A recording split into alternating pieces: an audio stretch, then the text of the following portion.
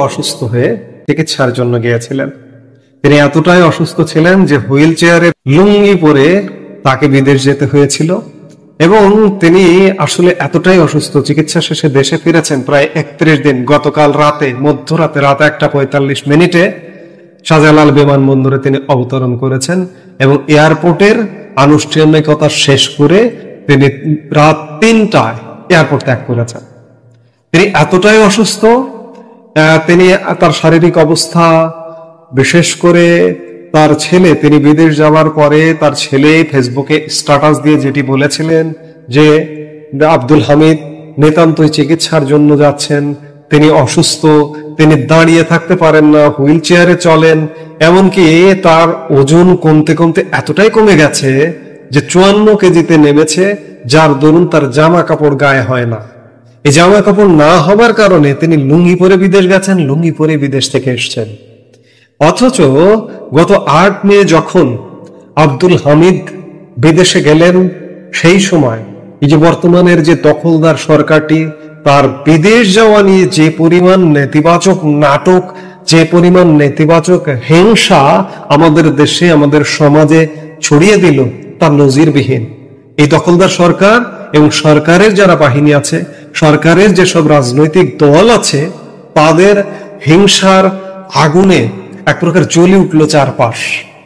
এতটাই যে রাষ্ট্রপতি, সাবেক রাষ্ট্রপতি আব্দুল হামিদ দেশ ছেড়ে পালিয়ে গেছেন। গণমাধ্যম বলছে যে কেউ কেউ বলছে পালিয়ে গেছেন, কেউ কেউ না, স্বয়ং এই যে বর্তমান যে আমাদের এই যে রাষ্ট্র, এই যে দেশ, এই দেশে একটি দখলদার সরকার, স্বয়ং এই সরকারটি রাষ্ট্রীয়ভাবে এমন কথা বলেছে এবং রাষ্ট্রীয়ভাবে বলবার কারণে কমপক্ষে 3 জন পুলিশ কর্মকর্তার চাকরি খেয়েছে। এবং রাষ্ট্রপতি আব্দুল হামিদ বিদেশ যাবার 1 দিন বা 2 দিন পরে স্বয়ং স্বরাষ্ট্র উপদেষ্টা এয়ারপোর্টে গিয়ে ভিজিট করলেন, ভিজিট করে বললেন যে পালিয়ে গেছে, পালিয়ে যাবার কারণে যারা জড়িত তাদের শাস্তিমূলক ব্যবস্থা নেওয়া হবে।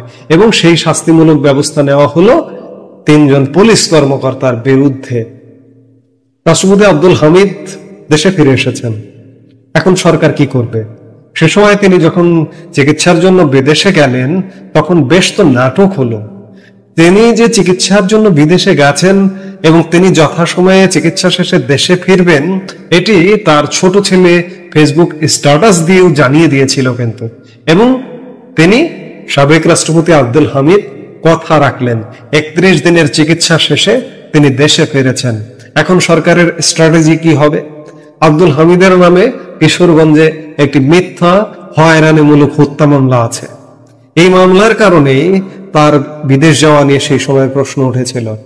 আব্দুল হামিদ যেটি জানা যাচ্ছে যে তিনি দেশে ফিরবেন, তিনি যদি মৃত্যুবরণ করেন তিনি দেশের মাটিতে মরবেন, এমনকি তিনি গ্রেপ্তার হবারও প্রস্তুতি নিয়ে এসছেন।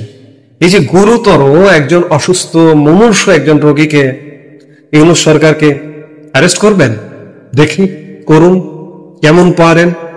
আপনাদের সেই সময় উনি যখন বিদেশ গেলেন সেই সময়ের নাটক দেখলাম, এখনকার নাটকটা একটু দেখতে চায় দেশবাসী। আপনারা যত নাটক করবেন, যত জল ঘোলা করবেন, তত আপনাদের বিপদ সামনে আরো বেশি করে আসবে। আমি যেটি বলছিলাম যে রাষ্ট্রপতি আব্দুল হামিদ দেশে ফিরেছেন, একই সাথে আওয়ামী লীগ নেতারাও কিন্তু দেশে ফিরবার প্রস্তুতি নিচ্ছেন। প্রধানমন্ত্রী শেখ হাসিনা, আমি প্রধানমন্ত্রী বলতে চাই, তিনি পদত্যাগ করেননি, প্রধানমন্ত্রী শেখ হাসিনাও দেশে ফিরবার প্রস্তুতি নিচ্ছেন। কি করবেন? মসনদ সামলে রাখতে পারবেন?